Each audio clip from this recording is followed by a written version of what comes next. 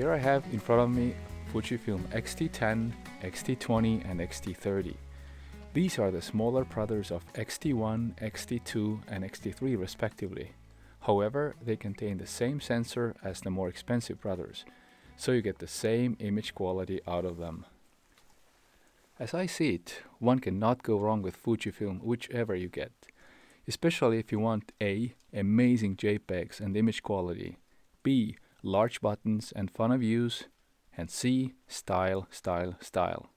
Not many can beat Fujifilm's style. They are among the best looking and they are small. I like small because this means I can take the camera always with me and don't miss out on opportunities. You probably know the saying that the best camera in the world is the camera you currently hold in your hand, because the others are of no use to you when you quickly need to take a photo. Fujis are fun to use. They draw people into photography as you'll want to take more and more pictures. Still, I cannot believe myself that I've actually collected the entire X-T double-digit series. This is because I love Fujifilm cameras and optics, in case you cannot already tell.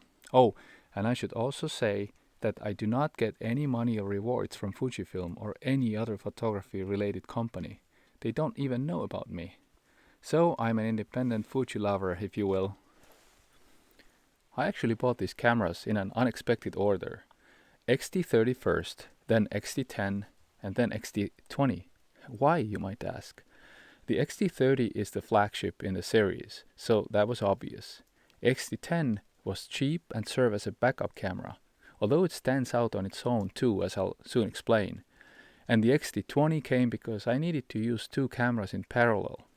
Well, I use X-T30 for video and stills, while the X-T20 is capturing time-lapse, to give you an example. All Fujifilm cameras and lenses I bought used, but minimally used, so I believe I've gotten some good deals. Okay, let's talk about appearance. The cameras come in three colors: silver, black and charcoal. I've got two silvers and one charcoal. It'd be nice if one of them was black too, then I'd have it all covered.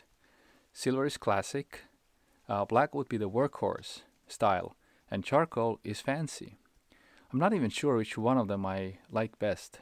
Maybe silver for its classic looks. However, black goes better with larger lenses and charcoal is definitely unique looking. All these cameras are so similar that they almost look identical. The lenses make them different at the moment. They weigh the same, about 383 grams, and have the same dimensions. Well, only the X-T30 is 6 mm deeper at the deepest point than the others. One obvious difference is that the X-T30 is the only to have joystick for menu navigation. The others have four-way pads. I'm probably quite different from most users when I say that I prefer buttons to joystick. Probably just me. The X-T20 and X-T30 have touchscreen, but X-T10 has not. But more about that later. These cameras are so small and so easy to carry around. To use bigger lenses a bit more conveniently and to protect the camera a bit better, I generally attach this protective holder frame, or whatever it's called, to them. I like it because the grab becomes steeper this way, and the cameras are gonna be more convenient to use. So this is now looking at the otherwise almost identical camera bodies. One has the holder frame attached, the other one is without it, and so now you can see the difference. Technology-wise, these cameras were all released roughly 2 years apart from each other, starting in 2015. The X-T30 is still considered new or current technology and has not been succeeded by a newer model yet. The talks about X-T40 are just talks as far as I know. The sensor size in them is the same. Well, a tiniest fraction smaller in X-T30 than the others, but that's not worth mentioning. But megapixels go from 16 to 24 to 26. You'd say that the X-T10 probably takes the cleanest picture because it has less pixels per area. This isn't necessarily so because they all have different sensor types: CMOS X-Trans 2, CMOS X-Trans 3, and BSI CMOS. So from a practical point of view, they are very similar in that regard. And notice that the camera on the left now appears a little bit smaller, and that's because it does not have the protective frame attached to it like the other cameras do. Color rendering wise, the X-T10 and X-T20 seem a bit more similar to one another, and some may say they produce more pleasant color. Well, it's a highly subjective claim, of course. The minimal ISO goes like this: 100, 200, and 160. So the X-T10 wins here. Although the X-T20 has the highest minimal value, it is recognized as having the best low light performance of these three cameras. So there you go. I'm not going to talk about how high the ISO goes because the high end is not usable for high quality photography anyway. So it doesn't matter. To me, listing this is just a marketing trick. All cameras use the same battery and charger. The X-T20 and 30 can be charged via a USB cable, so you don't have to remove the battery from camera, while the X-T10 requires that you remove the battery and put it in the charger. The batteries last about 200 to 300 images in my hand, and I don't see a big difference between the cameras here. I've never specifically counted the number of images though. These cameras have three types of shutters: mechanical shutter, electronic shutter, or combined. This is where you let the camera decide. Electronic shutter can be used when the mechanical one of 1/4000 is not fast enough. The electronic shutter is not a good choice with low shutter speeds with moving objects because the sensor is read row by row and part of your object may have moved by the time you get to recording another part. I love electronic shutter for time-lapse photography because then I don't wear out the manual shutter, which has a more defined lifetime. However, the shutters are more stable on these hybrid cameras than the DSLRs because you don't have the mirror to move out of the way every time you take a photo. The RAW files are all really good out of these cameras. Now, not all RAW file editors can use X-Trans files. I use RAW Therapy, a free software that does a really good job, so I'd recommend to give it a try. I have had some problems with the RAW files from Fujifilm X10, not the X-T10 which we cover here, but not with these three cameras. These cameras all produce really wonderful RAW files, very usable. Of course, these cameras differ in file writing speed and continuous shooting rates, and that goes up as the numbering camera name increases. 8 frame per second, 14 frame per second, and 20 frame per second, respectively. The 20 frame per second is pretty scary, just a little more and you can shoot photos for normal looking video. I'm primarily shooting landscape, and so I don't typically push the limits of continuous shooting. For me, all modern cameras are good enough. These cameras have built-in flashes that are weak and thus not too relevant. The built-in flash is, however, a good backup option. It can be used as a filler flash.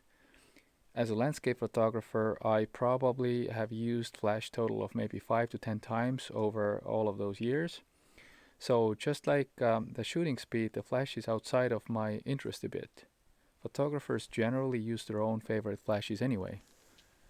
Focusing gets faster as the numbering camera name goes higher. You need better focusing with telephoto lenses, and this is why I have a telephoto in front of my X-T30. What I like in X-T20 and X-T30 is that you can use the touchscreen to focus. This is super nice. Manual focusing is always an option in all cameras, and focus peaking makes manual focusing a joy to use. I use manual focusing mostly when making videos or taking a carefully composed macro shot. Apologize about the wind and rain sound that we have here, but let's move on to buttons. So these cameras have nice large metal buttons, meaning that you don't have to navigate in menus to make quick changes. Going from right to left, the first is the mode button. Then there is the shutter speed button / aperture priority button. Yes, Fujifilm is different from the other manufacturers in that regard. That the aperture priority and shutter speed are together on one button. And the last one, the one on the left, is the exposure compensation button. Exposure can be compensated using a dedicated button on all cameras. This is the number one thing I look for in the camera. Hands down, number one. I have to have that large dedicated button for exposure compensation. X-T30 is the only one to allow ±5 unit compensation, while the others only go to ±3. But this is not a deal breaker for the others at all. Note that the X-T20 and X-T30 have a video position on the function button. So you just turn it to video and press the shutter and start recording. The X-T10 does not have that. It has a special video button, the little red button. However, this is inconvenient to use. It is small and submerged, and I typically have to press that button several times before the video starts. By that time, the object I want to film is usually gone. I don't like that. But then again, the X-T10 is a photographer's, not a videographer's camera. These cameras have more small buttons. For example, the Q button takes you to the quick menu with most important things you want to tweak. And note that the X-T20 here and X-T30 have the Q button in slightly different locations. And the cameras are highly customizable. You can reprogram several of these buttons to make the camera more your own. None of these cameras have image stabilization, but all of the Fuji lenses I show here have that. And not just that, they actually work really beautifully. The lenses here are the Fujinon XC15-45, XF18-55, and XF55-200. I have covered these lenses in separate videos, so please see the link below. But these three are my favorite Fuji lenses. They are also the most common ones and also the more affordable ones. But Fuji stands out because it does not make bad lenses. I've had more Fuji lenses, but I sold them because I did not find any use for them. Just these three will do it for me. Also, I don't own any Fuji prime lenses because I love zoom, and Fuji offers such amazing zoom lenses. I hope you don't mind the sound of rain and wind, and the rain comes and goes. But it's time to go on to talk about the viewfinder and back screen. All cameras have viewfinders and they are identical for all intents and purposes. I think they're very good and usable, nothing to complain about.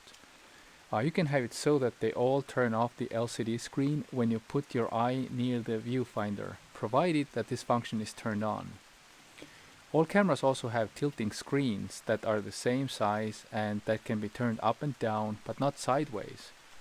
The screen is good if you want to photograph something that's low or high, a feature I initially didn't much care about, but now have grown to love. Because the screen does not turn any more than just up and down, these cameras are not too good for vlogging, and this is a downside. A really big difference, as I already mentioned, but we'll do it again because it really matters, is that the X-T10 does not have a touchscreen capabilities. Not a big deal for taking still photos, but touchscreen really comes in handy in videography. And speaking of videography, the X-T10 only allows HD capture, but goes to 60 frames per second. Remember, it also had an inconvenient red submerged video button. The X-T20 and X-T30 allow 4K video at 30 frames per second. The X-T20 records this at 100 megabytes per second, but with the X-T30 you can go to 200 megabytes per second. The videos where these cameras are separated from one another, the X-T10 can manage, well, just manage. I don't really like to use it for video. Its video is okay, but not very detailed. It's certainly okay for vacation videos, but not for any serious work. The X-T30 leaves the others in dust here, even the X-T20. It's using a large portion of its sensor, I think over 20 megapixels, to capture video, while X-T20 is performing line skipping. The X-T30 image is noticeably more detailed, and it has the smallest rolling shutter problem of all these cameras. Also, the X-T30 has a dedicated video menu with 4 pages of settings that you can change. The others do not have that. I don't want to go into too many details, but the X-T30 is a beast. I primarily use it as a video camera. Too bad I cannot use it to record this video. I'm using my Nikon SLR to do that. These cameras all have wireless connectivity. I have tried using the smartphone app to remotely control my X-T30. I could get the job done, but establishing that connection was cumbersome and not very stable. Fujifilm is not very advanced in the connectivity app department. These cameras are more about pure photography.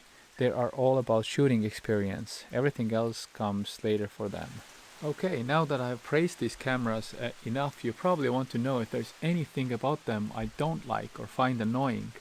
What a better way to talk about annoying things than looking at rainy forest. Indeed, nothing is perfect in this world. I already talked about the little red button on XT10 and the joystick on XT30 and mentioned the connectivity to smartphone issues, etc. However, the main problem that comes to mind is the menu system. It is complicated and not most logical. I always forget where everything was and spend lots of time navigating in the menu. Luckily, with the big buttons, you don't have to do that too often.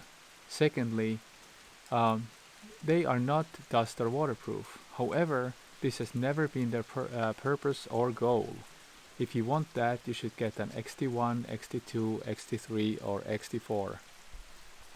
And to summarize, I have to say that these three cameras are amazing, all of them. My XT10 is my companion during hiking or biking, my XT20 is with me for photography, and my XT30 is a great video camera capable of going head to head against real video cameras. I like them all.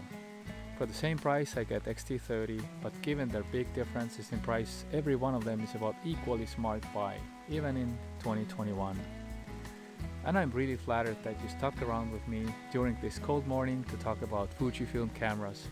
I wish you all the best and hope to talk to you again soon. Thank you.